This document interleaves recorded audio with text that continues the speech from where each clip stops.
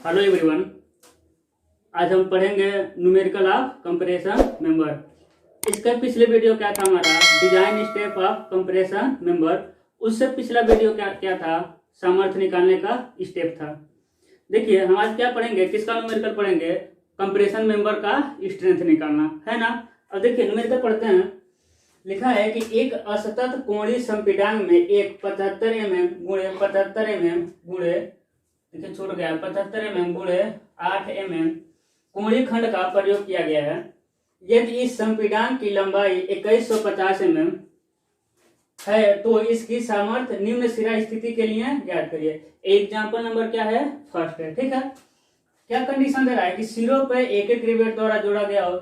दूसरा कह रहा है कि जब सिरों पे दो दो रिवेट द्वारा जोड़ा गया हो। चलिए न्यूमेरिकल को लगाते हैं। देखिएगा मेरे पास गिवन डाटा क्या है, क्या क्या दिया है, गिवन दैट क्या क्या दिया है। देखिए एंगल दिया है, एंगल कितने का है, 75 गुणे 8 mm है ना।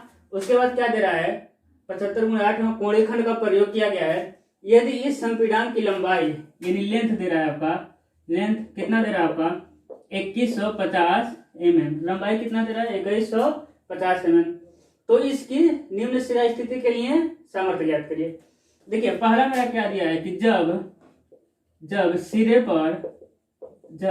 पर एक एक रिवेट लगा हो, क्या लगा हो, जब सिरे पर एक एक रिवेट लगा हो।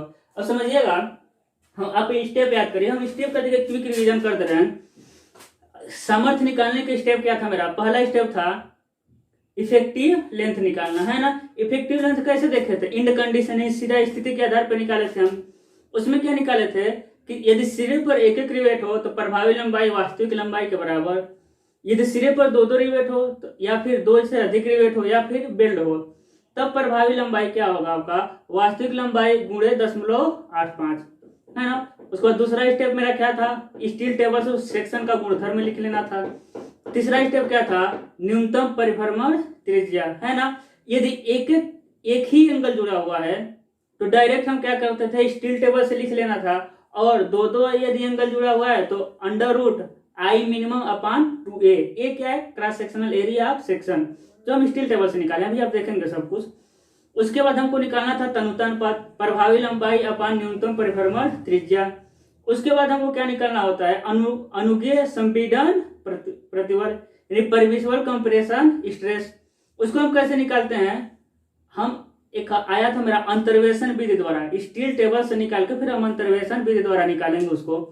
उसके बाद हम क्या निकाले थे, फिर हम केस फर्स्ट देखे थे। यदि एक एक रिवेट था मेरा तो 0.8 से गुणा करके प्रतिबल को 80% लिए थे, और दो दो रिवेट था या फिर बिल्डिंग था तो प्रतिबल को हम पूरा ले लिए थे। उसके बाद सामर्थ्य निकालने के लिए प्रतिबल में क्षेत्रफल से गुणा कर दिए थे। सिंपल सा मेरा स्टेप था।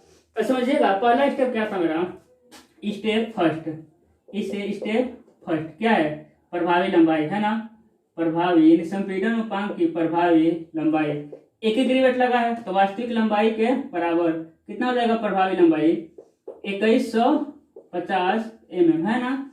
प्रभावी लंबाई जब सिरों पे एक एक रिवेट लगा हो तो प्रभावी लंबाई कह लेते हैं वास्तविक लंबाई के बराबर। अब समझिएगा स्टेप सेकेंड क्या था, स्टील टेबल से लिखना था हमको कि खंड 75 गुणे 8 mm के लिए स्टील टेबल से, यही था स्टील टेबल से। अब इसके लिए हम क्या देखेंगे, स्टील टेबल।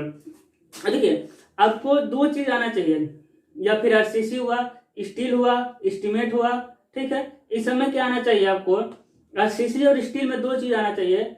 एक क्या, आपको टेबल देखना आना चाहिए है ना, मोस्ट इंपॉर्टेंट है आपका टेबल देखना आना चाहिए। और दूसरा आपको कैलकुलेटर फास्ट चलाना आना चाहिए, धीरे धीरे से काम नहीं चलने वाला है आरसीसी और स्टील में। तो कैलकुलेटर आपको जल्दी से चलाना सीख लीजिए। तो नंबर गेन करना है, पास होना है तो कोई दिक्कत नहीं, पास होना तो ये तो थोड़ा थोड़ा पढ़ लेंगे पास हो जाएंगे। अच्छे से नंबर उठाना है, कुछ समझना है, सीखना है, तो उसके लिए कैलकुलेटर चलाना पड़ेगा। और समझिएगा हम क्या सिखाएंगे इसमें आपको, स्टील का टेबल देखना, ठीक है।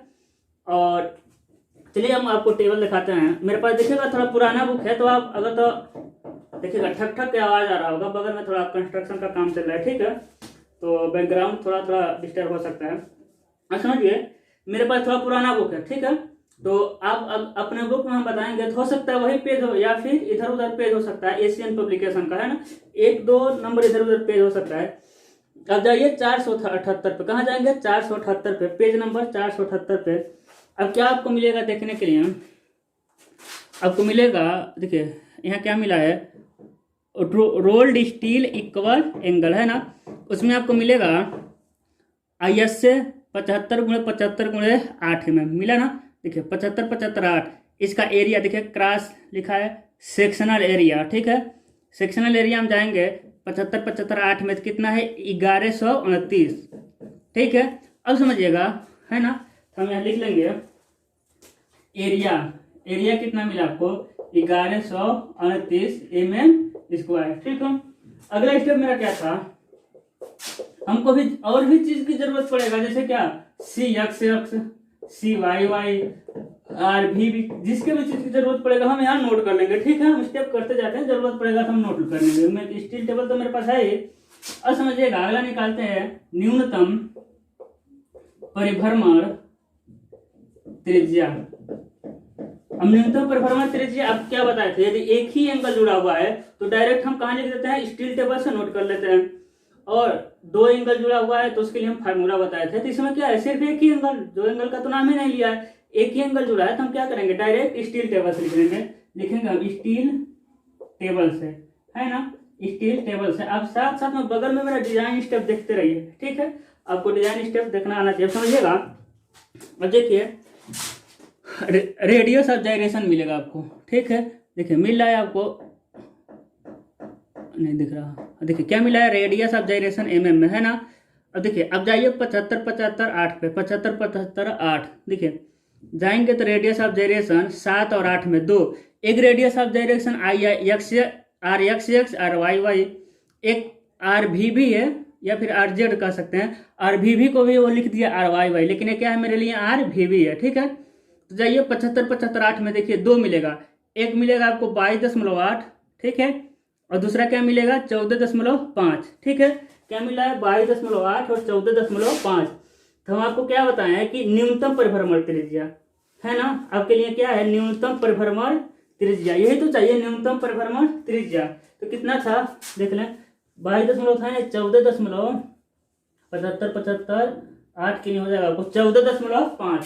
स्टील टेबल से न्यूनतम परिभ्रमण त्रिज्या R मिनिमम कितना है 14.5 mm, ठीक है, इतना था 14.5, है ना। डायरेक्ट स्टील टेबल से लिख लेना है, ये बताए थे।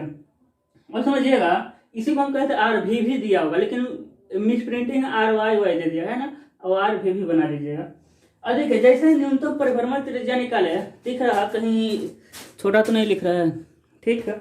और समझिएगा स्टेप नंबर 4 क्या हो जाएगा, स्टेप 4 हो जाएगा, जैसे न्यूनतम परिभ्रमण त्रिज्या निकाले क्या निकालना होता है हमको, तनुता अनुपात, यानी सिलेंडरनेस रेशियो, तनुता अनुपात, तनुता अनुपात यानी लैम्डा क्या होता है, प्रभावी लंबाई अपान न्यूनतम परिभ्रमण त्रिज्या, यही तो होता है। अब प्रभावी लंबाई कितना है 2150, न्यूनतम परिभ्रमण त्रिज्या कितना है 14.5, कितना हो जाएगा आपका 14.5। देखिए दिख रहा है, लैम्डा कितना है 2150 अपान 14.5, कितना आ रहा है देख लेते हैं, 2150 भागा 14.5 आ जाएगा आपका 148.27 mm, 148.27 mm, और समझिएगा 148.27।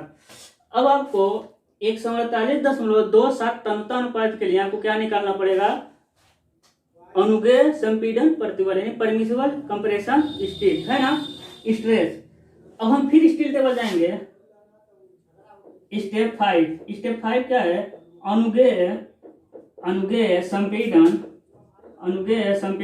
प्रतिबल, क्या निकालेंगे, अनुगेय संपीड़न प्रतिबल लैम्डा इक्वल टू 148.27 के लिए, इतने के लिए क्या निकालेंगे, अनुगेय संपीड़न प्रतिबल। अब स्टील टेबल में देखना पड़ेगा, स्टील टेबल से लिखेंगे, स्टील टेबल से। अब समझिएगा अब कहाँ जाएंगे हम स्टील टेबल, लेकिन आपको उस वाले स्टील टेबल में नहीं जाना है, आपको किस स्टील टेबल में जाना है, कंपैरिजन मेंबर के चैप्टर में एक स्टील टेबल दिया है, ठीक है। किसमें जाना है, कंपैरिजन मेंबर के चैप्टर में ही अंदर ही स्टील टेबल मिलेगा। आपको हम दिखा रहे हैं। अब जाइए पेज नंबर, बुक लेके बैठा करिए, पेज नंबर चले जाइए आप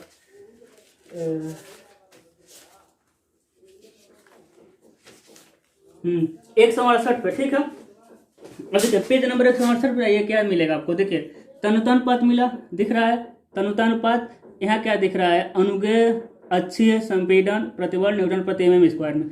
अब देखिए तनुतानुपात 10 के लिए, 20 के लिए, 30 के लिए, 40 के लिए, 50 के लिए, 60, 70, 80, 10 के गैप करके दिया है। लेकिन देखिए उसके बाद दे रहा है कि लेमडा 10 के लिए है ना, 10 के लिए FY 230, FY 240, FY 250, FY 260। तो FY यानी ग्रेड, FY क्या है, पराभव प्रतिबल, यानी क्या है, ग्रेड। तो मेरे पास ग्रेड है नहीं, ग्रेड तो आपको क्वेश्चन में दिया नहीं, तो हम मान लेंगे, क्या मानेंगे, स्टील टेबल से FY 250 के लिए, ठीक है। अपने मन से क्या मानेंगे, जब भी नहीं दिया रहेगा तो FY को कितना मानना है, 250।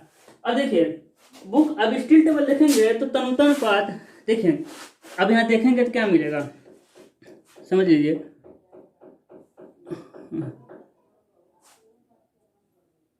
नहीं दिख रहा, अब देख लीजिए 110, 20, 30, 40, 50, 60, 160, 170।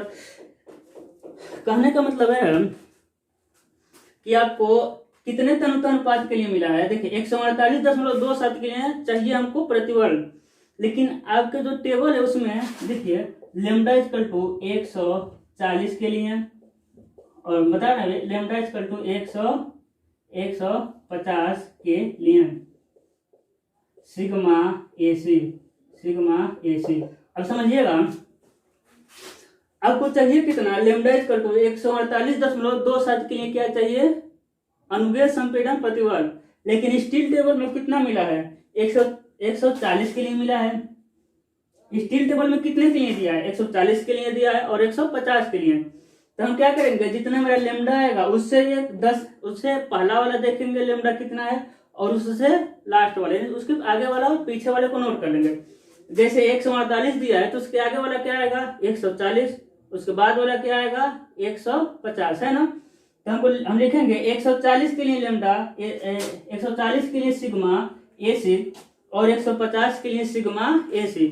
अब 140 के लिए आप देखेंगे 250 में, तो 140 के लिए मिल जाएगा आपको 51 और 150 के लिए मिल जाएगा 45। देखिए इसके लिए मिलेगा 51, इसके लिए मिल जाएगा 45 न्यूटन प्रति mm स्क्वायर, न्यूटन प्रति mm स्क्वायर, ठीक है। इतना समझ आ रहा होगा आपको, ठीक है। आपको इसमें थोड़ा स्टील टेबल ज्यादा देखना पड़ेगा, घबराना नहीं कि स्टील टेबल कहाँ से देखेंगे। आप जब एग्जाम देंगे तो आपके पास स्टील टेबल हर रूम में 2-3 स्टील टेबल रहता है। जब भी आप सर से कहेंगे सर हमको स्टील टेबल चाहिए, आपको स्टील टेबल दे देंगे, क्योंकि स्टील में बिना डिजाइन किए आपको बिना स्टील टेबल के डिजाइन ही नहीं कर पाएंगे। देख रहे हैं न्यूमेरिकल नहीं लग पा रहा है, सिंपल न्यूमेरिकल है अभी सबका। कंपैरिजन मेंबर का सबसे इजी न्यूमेरिकल है ना, एग्जाम्पल फर्स्ट है, तो समझिएगा। अब क्या निकाल लिया हम, इसके लिए 140 के लिए सिग्मा AC, 150 के लिए सिग्मा AC निकाल लिया, लेकिन हमको चाहिए क्या, 148 के लिए। तब क्या लगाएंगे, अंतर्वेशन विधि। अंतर्वेशन, देखिएगा लिख रहे हैं अंतर्वेशन विधि। देखिए अंतर्वेशन विधि क्या होता है, के द्वारा सिग्मा AC हमको निकालना है। और सिग्मा AC कैसे निकालेंगे, समझिएगा। देखिए एक फार्मूला बनाना पड़ेगा आपको, हम बता रहे हैं कैसे। सबसे बड़ा वाला प्रतिबल लिख लीजिए 51 माइनस दोनों प्रतिबल का अंतर 51 माइनस 45। फिर क्या करना है कि 148 वाला लिखिए जो हमको निकालना है, 148.27 माइनस उससे पहला वाला लेमडा 140 अपान, देखिए इन दोनों का अंतर 140 और 150 का अंतर, यानी 150 माइनस 140, ठीक है। इन दोनों का अंतर समझिए। सबसे बड़ा वाला प्रतिबल आपको बनाना पड़ेगा, ठीक है। ये अलग से नहीं बताया जाएगा आपको अंतर्वेशन विधि क्या है, इसी में आपको ज्वाइंट है। सबसे बड़ा वाला प्रतिबल, उसके बाद घटाना है किसको, दोनों प्रतिबलों का अंतर, उसके बाद 2 लेमडा का अंतर। कौन सा लेमडा, 148 वाला जो हमको निकालना है जिसके लिए, और जो जितना उसके पहले वाला 140। और फिर जिस के लिए हम लिखे हैं 150 और 140। अब समझिए क्या हो जाएगा, sigma A C equal to 51 minus इन दोनों का अंतर कितना मिलेगा 50, 6 मिल जाएगा, गुणे इन दोनों का अंतर क्या मिलेगा 8.27 है ना, अपान इन दोनों का अंतर क्या मिलेगा 10। तो सिग्मा ए सी मिल जाएगा आपको 51 माइनस 6 गुणे 10 से भाग देंगे मिलेगा 0.827। ठीक है, तो सिग्मा ए सी देख लेते हैं कितना हो जा रहा है।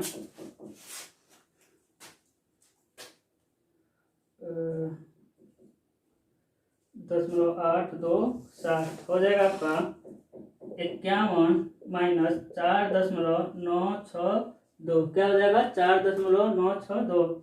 अब देख रहे हैं कितना आ जा रहा है आपका सिग्मा ए सी 51 माइनस 4.962 हो जाएगा आपका 46.038 न्यूटन प्रति mm²। ठीक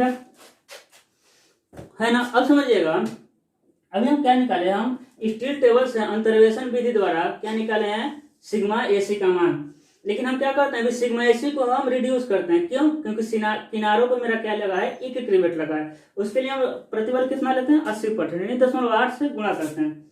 यहाँ लिखेंगे अनुगे संपीड़न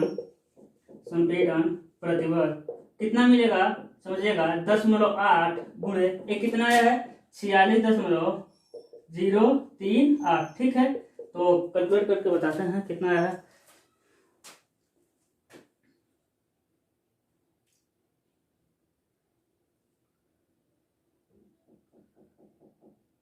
छियालीस 0.038 गुणे 0.8 आ जाएगा आपका 36.8304। ठीक है, इतना न्यूटन प्रति mm²।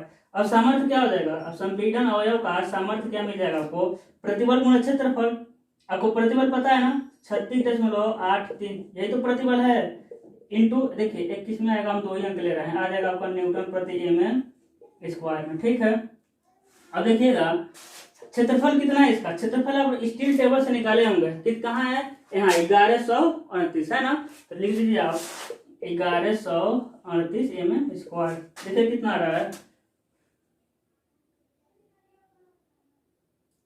46.83 गुणे 1138,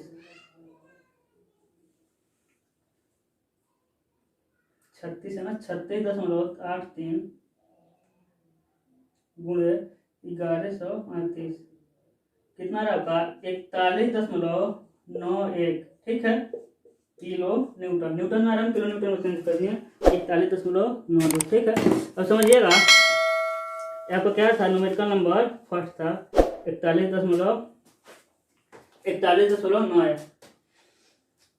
तो आपको एक क्वेश्चन समझ आएगा। ठीक है, कंपैरिजन मेंबर को हम बार बार कर रहे हैं, बहुत केयरफुली पढ़ना है, क्योंकि देख रहे हैं ये आपका एकदम कंपैरिजन मेंबर का एकदम क्या है, एकदम सिंपल क्वेश्चन है। ठीक है, तो ये मेरा क्या था पहले का क्वेश्चन एग्जाम्पल फर्स्ट था, जिसमें क्या लगा था सिर्फ एक रिवेट लगे थे। क्या लगे थे, सिर्फ एक रिवेट लगे थे। तो आपको प्रोसेस समझ आएगा, जैसे जैसे हम डिजाइन स्टेप बताए थे सेम वैसे वैसे किए हैं, बस आपको डिजाइन स्टेप में क्या नहीं बताए थे, अंतर्वेशन विधि नहीं बताया। तो अंतर्वेशन विधि आपका यही प्रोसेस, आपको इसको एक तरह से हम कह रटना पड़ेगा। ठीक है, क्योंकि अंतर्वेशन विधि तो आपको पढ़ना नहीं है, ये आपको पहले जैसे हम कहा जाए कि पाइथागोरस फॉर्मूला लगाइए, तो आपको पता है पाइथागोरस फॉर्मूला कर्ण स्क्वायर इक्वल टू लंब स्क्वायर प्लस ऐसा होता है ना। तो क्या है कि अंतर्वेशन विधि ये सब पहले का है, तो इसको नहीं पढ़ाया जाता है, आपको आना चाहिए। अब समझिएगा ये आपका क्या था कि सिरों पे जब एक एक रिवेट द्वारा हो। अब हम इसमें दूसरा देखेंगे कि सिरों पे जब दो दो रिवेट द्वारा जुड़ा जाए। ठीक है, तो मिटाते हैं इसको, अब नोट कर लीजिए, मिटा रहे हैं इसको। अब समझिएगा हम इसी में कर रहे हैं, क्या करेंगे जब सिरों पे दो दो रिवेट लगाओ। ठीक है, देखिए जब सिरों पे दो दो रिवेट लगाओ, हम दूसरा करने लगे सोल्यूशन 2। प्रभावी लंबाई कितना हो जाएगा, समझिएगा प्रभावी लंबाई कितना हो जाएगा 10.85 गुणे 2150 हो जाएगा कि नहीं। तो प्रभावी लंबाई मिल जाएगा, प्रभावी लंबाई 10.85 गुणे 2150 50, 1827.5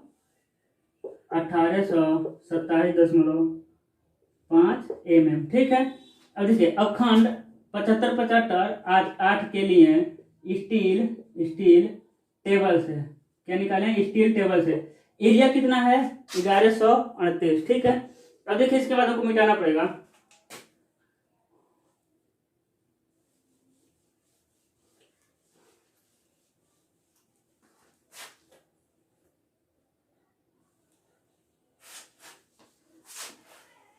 वीडियो में कोई प्रॉब्लम हो रहा है तो आप लोग कमेंट कर दीजिए। ठीक है।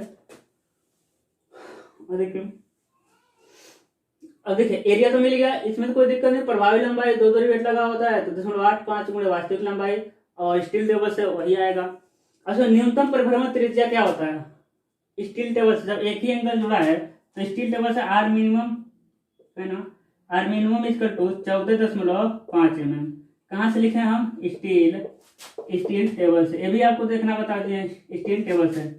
अब क्या होता है आपका स्टेप का क्या आ जाएगा आपका स्टेप 4 आ जाएगा। क्या आ जाएगा लेमडा, क्या आ जाएगा तनुता अनुपात है ना, तनुता अनुपात लेमडा इक्वल टू प्रभावी लंबाई या न्यूनतम परिभ्रमण त्रिज्या। थोड़ा शार्ट कर रहे हैं। ठीक है, क्योंकि इसको तो हम अभी जस्ट बताए हैं पीछे। तो अब लंबाई चेंज है ना, तो आपका इसका तनुता अनुपात चेंज होगा। तो इसका कितना है 1827.5 अपान हो जाएगा 14.5। कितना लेमडा आ रहा है 1827.5 अपान 14.5 126.03 आ रहा है। तो क्या कर ले रहे हैं 126.03 आ रहा है। तो 126 के लिए लिख सकते हैं, नहीं भी तो अब हम कर दे रहे हैं इसको डिटेल में।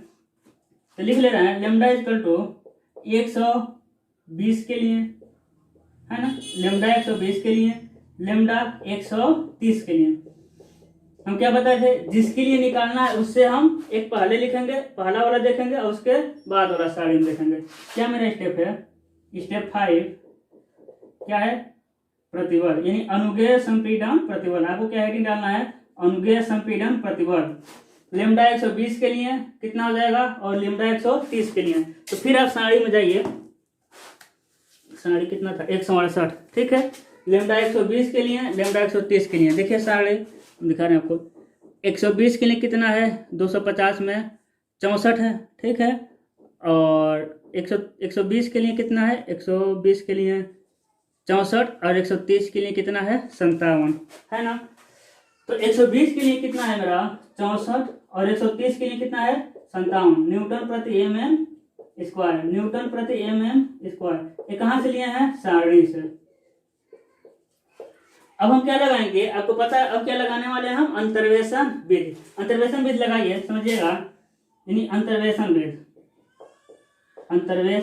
विधि क्या है सबसे बड़ा वाला कितना है 64 माइनस इन दोनों का अंतर 64 माइनस 57, फिर जिसको निकालना है 126, हम डायरेक्ट 126 लिख ले रहे हैं। ठीक है 0.03 लिख दे रहे हैं माइनस 120 दिख रहा है हाँ ठीक है 120 अपान 130 माइनस 120। देखिए क्या हो जाएगा 64 माइनस, अब इन दोनों का अंतर डायरेक्ट लिख रहे हैं समझिएगा 64 माइनस 57 कितना हो जाएगा 7, ये हो जाएगा आपका 7। इनका देखिए ऊपर वाले का देखिएगा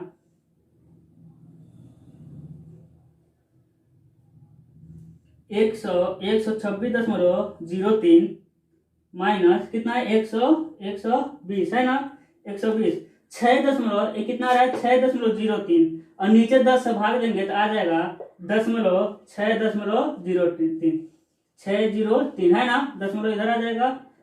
अब देखिए कितना रहा कैलकुलेट करने पर